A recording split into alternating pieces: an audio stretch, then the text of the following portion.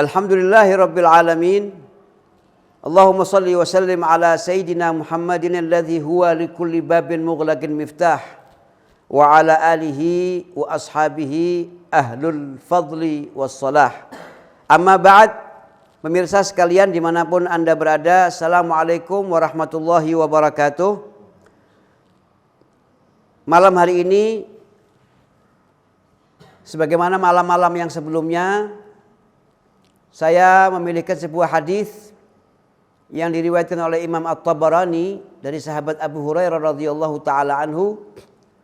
Dalam hadisnya beliau Nabi Muhammad SAW berpesan, "Walladzi ba'atsani bil haqq la yu'adzibullahu yaumal qiyamah man rahimal yatim wa alana lahu fil kalam wa rahima yutmahu wa du'fahu wa lam yatatawalu ala jarih bifadlin ma atahu Allah wa qala ya ummata Muhammadin walladhi ba'athani bil haqq la yaqbalu Allahu sadaqata rajulin walahu qarabatun muhtajun ila silatih wa yasrifuha ila ghairihim walladhi nafsi biyadih la yanzurullahu ilaihi yaumal qiyamah." Rawahu Tabarani. Dalam hadis ini Rasulullah SAW menyampaikan beberapa pesan. Pesannya adalah pesan sosial, pesan kepedulian. Dan pesan ini begitu pentingnya sehingga Rasulullah SAW mengawali pesan-pesannya ini dengan sumpah. Kalau Rasulullah SAW mengawali pesannya dengan sumpah, walladzi nafsi biyadihi, ya. Atau yang lainnya, artinya dimulai dengan sumpah, berarti Rasulullah SAW memberikan sebuah penekanan bahwa ini pesan penting, harus diindahkan. Nah, ya. Di sini Rasulullah mengatakan, walladzi nafsi ba'atsani bil haqq, demi Allah yang telah mengutus aku, ya, dengan kebenaran. La yu'adzibullahu yaumal qiyamah, nanti hari kiamat setelah dihisab Allah tidak akan mengadab, Allah tidak akan menyiksa. Siapa? Man rahimal yatim, orang yang ketika hidup dia menyayangi anak-anak yatim. Enggak cuma sayang saja, enggak cuma dibantu saja anak yatim ini. Wa alana lahu fil kalam, orang yang kalau ngomong sama, kalau berbicara sama anak yatim, ya, dia menjaga perasaan si anak yatim ini. Jangan sampai perbicaraannya membuat si yatim ini merasa minder, merasa terhina, merasa direndahkan. Ya. Dia menjaga omongannya kepada anak yatim ini supaya tidak menyakiti atau menyinggung perasaannya. Ya. Wa rahima yutmahu wa du'fahu, dan dia memaklumi, ya, merahmati, ya, kelemahannya, ya, kelemahannya si anak yatim ini karena dia ketidakmampuannya, ya, dan keyatimannya ini membuat dia ini membuat orang ini ibah dan selalu memberikan kebaikan kepada si anak yatim ini. Nah, orang seperti ini kata Nabi Muhammad, demi Allah nggak bakal diazab nanti yaumal qiyamah. Nanti hari kiamat orang ini nggak bakal disiksa oleh Allah SWT. Nah, jadi untuk selamat dari api neraka itu seperti bagaimana saya sampaikan yang pada kajian semalam, nggak cukup sholat, nggak cukup cuma kita puasa, nggak cukup. Ya. Sholat wajib, puasa wajib, haji wajib, zakat wajib.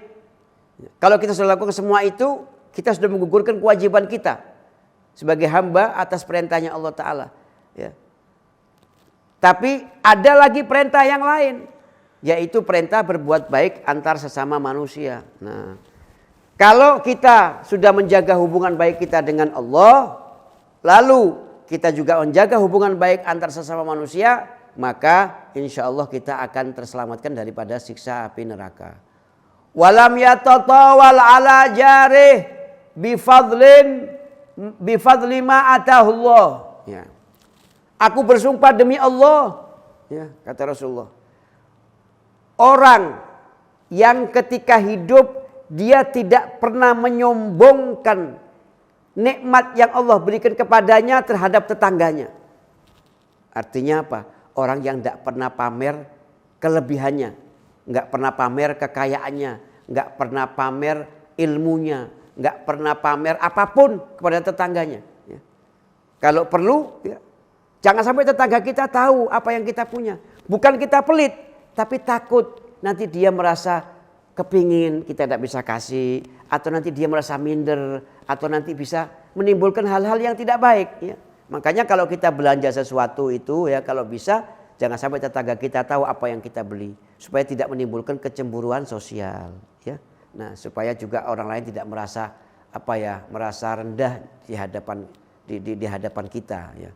Nah, jadi orang yang tidak pernah menyombongkan kelebihannya kepada tetangganya, maka orang ini kata Rasulullah, aku bersumpah ini orang nggak bakal dapat azab dari Allah SWT.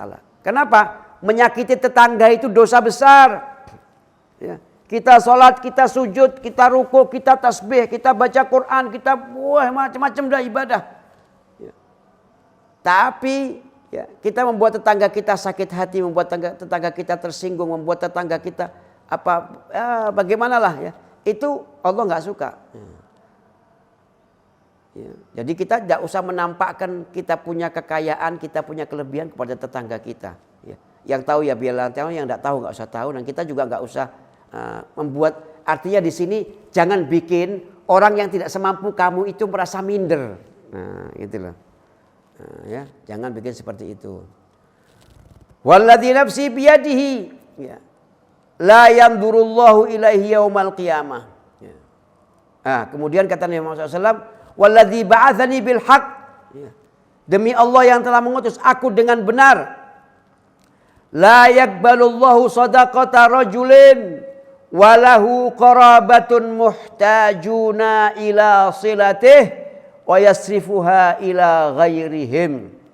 Demi Allah yang telah mengutus aku dengan hak, dengan benar, Allah Subhanahu wa ta'ala tidak akan pernah menerima sedekah kita, jariah kita yang kita sumbangkan kepada orang lain, sementara kerabat kita, orang-orang di sekeliling kita, mereka membutuhkan bantuan itu, tapi mereka kita haramkan dari bantuan kita kepadanya, dan kita berikan bantuan ini kepada orang lain. Tetangga kita lapar, tidak kita bantu, tapi kita kirim bantuan ke barat, ke timur. Kita nggak wajib bantu yang jauh, kita wajib bantu yang dekat-dekat ini. Kalau yang dekat-dekat sudah kita bantu dan kita punya kelebihan, baru kita mikirkan yang jauh-jauh sana. Nah, ini sekarang orang kadang-kadang ya, beribadah kepada Allah kayak berdagang. Ya. Ini sekarang zamannya orang hanya mau memberikan bantuan kalau bantuan itu menguntungkan buat dia. Misalnya apa? Dengan dia membantu si A, ya, dia mendapat nama baik. Oh, si A ini, ya, nanti dia bakal ngoceh nih kemana-mana. Oh, saya dibantu sama fulan, saya dibantu ini, fulan ini orang baik, dermawan. Oh, saya pernah dibantu sama dia, dia ini begini. Ya. Dia mau yang dia bantu ngoceh ke sana kemari. Ya. Sehingga dia menjadi orang, oh ternyata dia orang dermawan. Padahal nggak seberapa dermawan sebetulnya. Ya, nggak dermawan. Punya aset 2M, punya aset 2 triliun, sedekah 1 juta. Nggak dermawan ini. Ya, nggak dermawan. Ya, kalau kita masih belum bisa mensedekahkan setengah dari harta yang kita miliki, kita belum termasuk dermawan. Ya, ya khair lah. Ya, makanya jangan, artinya di sini maksudnya kita itu jangan sok dermawan. Ya, ya. Yang kita sedekahkan itu coba kita hitung. Yang kita sedekahkan sama yang kita punya itu berapa persen? Ya. Ya. Berapa persen? Ya. Jadi kata Rasulullah, Allah tidak akan menerima, tidak diterima sedekahnya orang yang membantu sana sini, sementara walahu qarabatun, dia punya family, dia punya tante, dia punya om, dia punya kakek, atau dia punya nenek, atau dia punya mertua, atau dia punya ipar, atau dia punya sepupu dan lain sebagainya, family dekatnya, tetangga sekitarnya. atau orang-orang yang dekat dengan dia, setiap hari kumpul dengan dia, duduk dengan dia, makan bersama dia. Orang-orang ini butuh bantuan, tapi kita tutup mata, tutup telinga. Ya. Kita tutup mata, tutup telinga.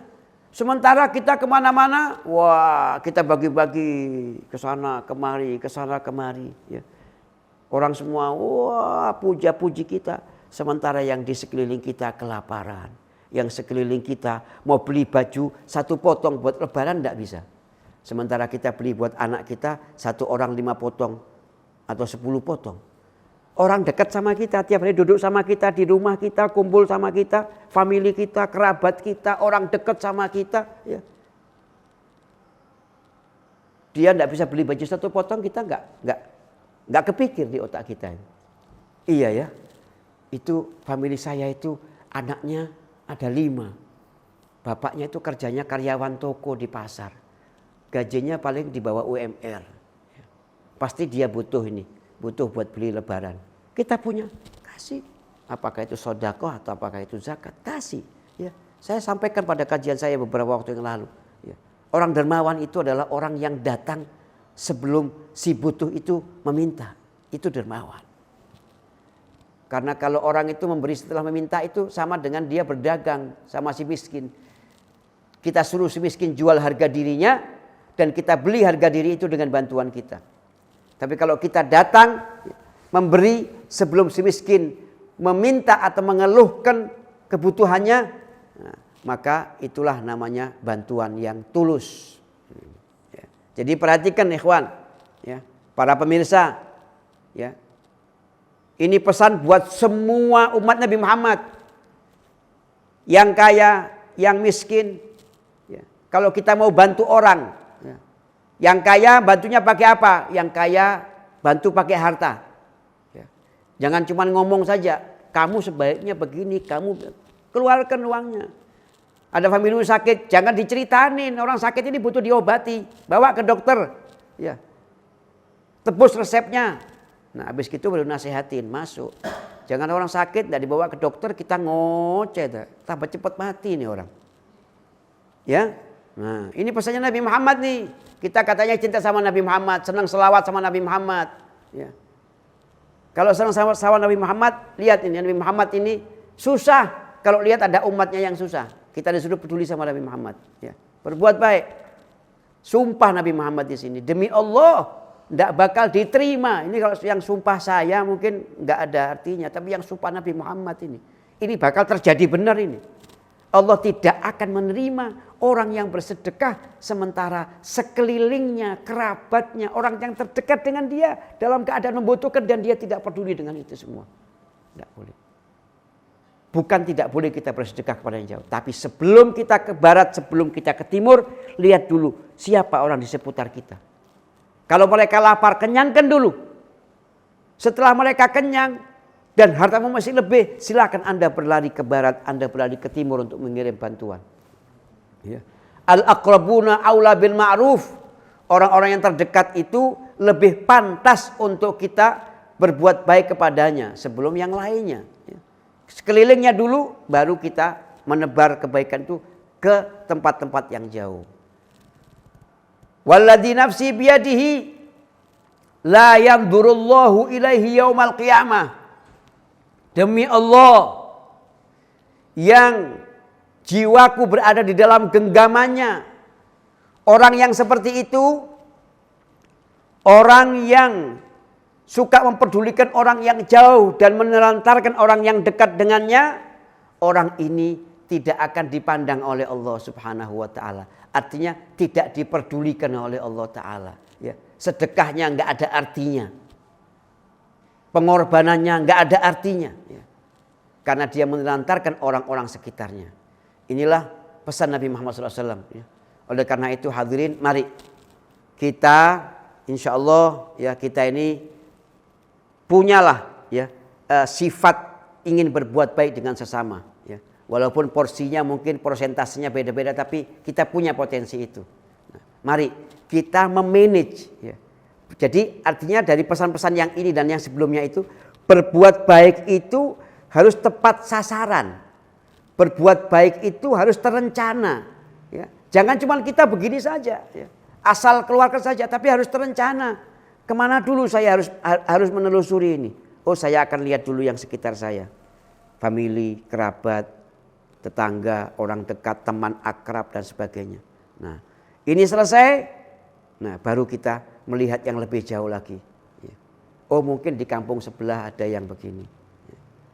Terus begitu. Masih ada sisa, lihat lagi yang lebih jauh. Jadi Rasulullah SAW mengajarin sama kita harus bisa mengatur ya perbuatan baik kita sedemikian rupa sehingga kebaikan itu sesuai dengan yang dikehendaki oleh Allah Subhanahu wa taala sehingga kita mendapatkan apa yang kita harapkan yaitu pahala di sisi Allah dan keridhaan Allah Subhanahu wa taala. Semoga pesan ini bisa menyadarkan kita, bisa merubah pola kita di dalam bersedekah, pola kita di dalam berbuat baik, pola kita atau sikap kita kepada orang-orang yang lemah, kepada anak-anak yatim dan orang-orang yang lemah bisa terinspirasi daripada hadis ini sehingga lebih baik.